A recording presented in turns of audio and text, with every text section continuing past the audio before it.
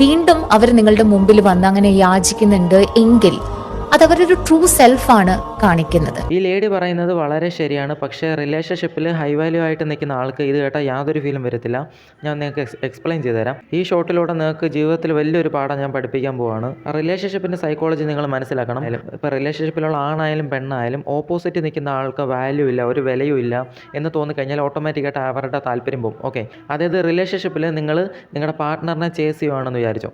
പാർട്ട്ണറിനെ നിങ്ങൾ ചേസ് ചെയ്യുമ്പോൾ പാർട്ട്ണറിന് നിങ്ങൾക്കൊരു വിലയില്ലാത്ത പോലെ ഫീൽ ചെയ്യും, പാർട്ട്ണറിന് വിലയുള്ള പോലെ ഫീൽ ചെയ്യും. ഓക്കെ, അതായത് നിങ്ങൾ ലോ വാല്യൂ ആയിട്ട് ഫീൽ ചെയ്യും, നിങ്ങളുടെ പാർട്ട്ണറിന് അയാളെ തന്നെ ഹൈ വാല്യൂ ആയിട്ട് ഫീൽ ചെയ്യും. ഓക്കെ, അതായത് റിലേഷൻഷിപ്പിൽ ഏത് റിലേഷൻ എടുത്താലും ഒരാൾ ഹൈ വാല്യൂ ആയിരിക്കും, ഒരാൾ ലോ വാല്യൂ ആയിരിക്കും. ഹൈ വാല്യൂ ആയിട്ടുള്ള ആൾ മുന്നേ പോയിക്കൊണ്ടിരിക്കും, ലോ വാല്യൂ ആയിട്ടുള്ള ആൾ വീണ്ടും വീണ്ടും ഇമ്പ്രസ് ചെയ്ത് ചേസ് ചെയ്ത് വീണ്ടും വീണ്ടും കരഞ്ഞ് പിന്നാലെ പോയിക്കൊണ്ടിരിക്കും, കോംപ്രമൈസ് ചെയ്തുകൊണ്ടിരിക്കും, എപ്പോഴും ഇനിഷ്യേറ്റ് ചെയ്തുകൊണ്ടിരിക്കും. ഓക്കെ, വഴക്കൊന്നും ഉണ്ടാവാതെ നോക്കും, ബ്രേക്കപ്പ് ആവാതെ നോക്കും. ഓക്കെ, ഹൈ വാല്യൂ ആയിട്ട് നിൽക്കുന്ന ആളുടെ മൈൻഡ് എങ്ങനെയാണെന്ന് വെച്ചാൽ, ഓക്കെ ബ്രേക്കപ്പ് ആയാലും കുഴപ്പമില്ല, ബ്രേക്കപ്പ് എപ്പോൾ വേണമെങ്കിലും ആയിക്കോ, ഞാൻ ബ്രേക്കപ്പ് ചെയ്യാൻ റെഡിയാണ്, ഈ റിലേഷൻ പോയാലും കുഴപ്പമില്ല എന്നൊരു മൈൻഡായിരിക്കും. ഓക്കെ, അതായത് അധികം പേടി കാണത്തില്ല, അയാൾ കുറച്ച് കെയർ ചെയ്യത്തുള്ളായിരിക്കും. റിലേഷൻഷിപ്പിൽ ലോ വാല്യൂ ആയിട്ടുള്ള ഒരാൾ അധികമായിട്ട് കെയർ ചെയ്യും, ബ്രേക്കപ്പിനെ പേടിക്കും, ചെറിയ ചെറിയ വഴക്കുകൾ വരെ ഒഴിവാക്കി വിടും. ഓക്കെ, അങ്ങനെ ആയിരിക്കും അയാളുടെ പെരുമാറ്റം. മനസ്സിലായോ? അപ്പോൾ നിങ്ങൾ എത്രത്തോളം പിന്നാലെ പോയിക്കൊണ്ടിരിക്കുന്നു അത്രത്തോളം ഈ ഹൈ വാല്യൂ ആയിട്ടുള്ള ആൾക്ക് നിങ്ങളോടുള്ള വില പോയിക്കൊണ്ടിരിക്കും. ഞാൻ പറഞ്ഞല്ലോ, റിലേഷൻഷിപ്പിൻ്റെ സൈക്കോളജി എന്താണെന്ന് വെച്ചാൽ, നമ്മളെപ്പോഴും നമ്മുടെ അത്രയെങ്കിലും വിലയുള്ളത് ഇല്ലെങ്കിൽ നമ്മളെക്കാളും വിലയുള്ളത് എന്ന് തോന്നിയാൽ മാത്രമേ അതിനോട് അട്രാക്ഷൻ കാണത്തുള്ളൂ. എപ്പോഴാണോ അതില്ലെന്ന് തോന്നുന്നത് അപ്പോൾ ഇൻട്രസ്റ്റ് താഴോട്ട് വരും. നിങ്ങൾ 10 വർഷം നല്ല വിലയുള്ളവനായിട്ട് ഇരുന്നിട്ട് 11ാമത്തെ വർഷം വിലയില്ലാത്തവനായിട്ട് പെരുമാറിയാൽ അപ്പോഴും നിങ്ങളോട് താല്പര്യം പോകും. അതായത് മരണം വരെ നിങ്ങൾ റിലേഷൻഷിപ്പിൽ ഒരു വിലയുള്ളവനായിട്ട് ഇരുന്നാലേ നിങ്ങൾക്ക് സ്നേഹം കിട്ടും. വിലയില്ലാത്ത പോലെ നിങ്ങൾ പെരുമാറുമ്പോൾ അവിടെ നടക്കുന്നത് നിങ്ങൾ അറിയണം. വിലയില്ലാത്ത പോലെ പെരുമാറുമ്പോൾ നിങ്ങൾക്ക് അവളെ കാണുമ്പോൾ നല്ല വില തോന്നും, കാരണം അവൾ നിങ്ങളെ ചേസ് ചെയ്യുന്നില്ല, അവളാണ് നല്ല സ്ട്രോങ് ആയിട്ട് നിൽക്കുന്നത്, അതുകൊണ്ട് അവളോട് നിങ്ങൾക്ക് വില തോന്നും. പക്ഷേ അവളുടെ ഭാഗത്ത് നിന്ന് ചിന്തിച്ചാൽ അവൾക്ക് നിങ്ങളെ നോക്കുമ്പോൾ വിലയില്ലാതെ പിന്നാലെ വരുന്നു എന്നാണ് തോന്നുന്നത്. ഓക്കെ, അപ്പോൾ ഇതുപോലുള്ള ഷോട്ട്സ് നിങ്ങൾ ഇട്ട് കൊടുത്താൽ ഒരു ബലവുമില്ല, കാരണം ഹൈ വാല്യൂ ആയിട്ട് നിൽക്കുന്ന ആൾ നിങ്ങളെ ലോ വാല്യൂ ആയിട്ടാണ് കാണുന്നത്. മനസ്സിലായി?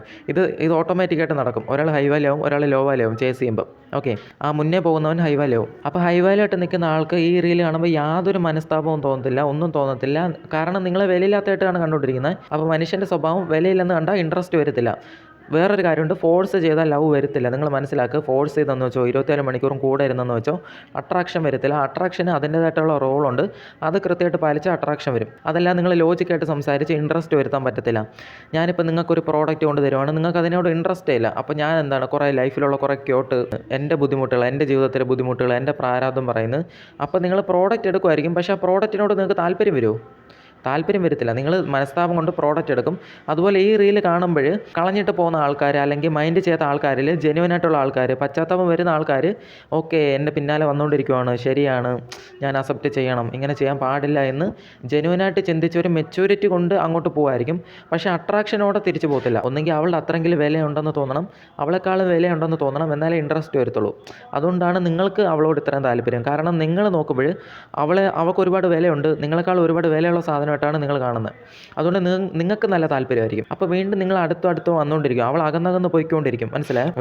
ഇത് സത്യമാണ്, ഈ മേഡം പറഞ്ഞത് വളരെ സത്യമാണ്. പക്ഷേ നിങ്ങൾ ആ റീലിൻ്റെ കമൻറ്റിൽ ചെന്ന് നോക്കിയാൽ നിങ്ങൾക്കറിയാം, ആ പുറകെ നടക്കുന്ന ആളുകളുടെ കമൻറ്റ് മാത്രമേ അതിലുള്ളൂ. അല്ലാതെ ഒരു ഹൈ വാല്യൂ ആയിട്ടുള്ള ആൾ പോലും വന്നിട്ട്, അതായത് അവോയ്ഡ് ചെയ്യുന്ന ഒരാൾ പോലും വന്നിട്ട് സോറി, ഞാൻ തിരുത്താം, ഞാൻ മാറാം, ഞാൻ അയാളെ ഇന്ന് തന്നെ വിളിക്കാം എന്നൊരു കമൻറ്റോ ഒന്നും അതിൽ വന്നിട്ടില്ല. ഞാൻ ആ റീൽ ജസ്റ്റ് കൊടുക്കാം, അതിൽ തന്നെ നിങ്ങൾക്ക് മനസ്സിലാവും ഹൈ വാല്യൂ ആയിട്ടുള്ള ആളുകൾ ചിന്തിക്കുന്നത് വേറെ രീതിയിലാണ്. ഹൈ വാല്യൂ ആയിട്ടുള്ള ആളുകൾ നിങ്ങൾ അകന്ന് നിൽക്കുന്നതാണ് അവർക്കിഷ്ടം. കാരണം നിങ്ങൾക്ക് വിലയില്ലെന്നാണ് അവർ ചിന്തിച്ചുകൊണ്ടിരിക്കുന്നത്. നിങ്ങളൊരു വിലയുള്ള ഒരാളായിട്ട് മാറിയാൽ നിങ്ങളോട് ജീവൻ തന്ന് നിങ്ങളെ സ്നേഹിക്കും.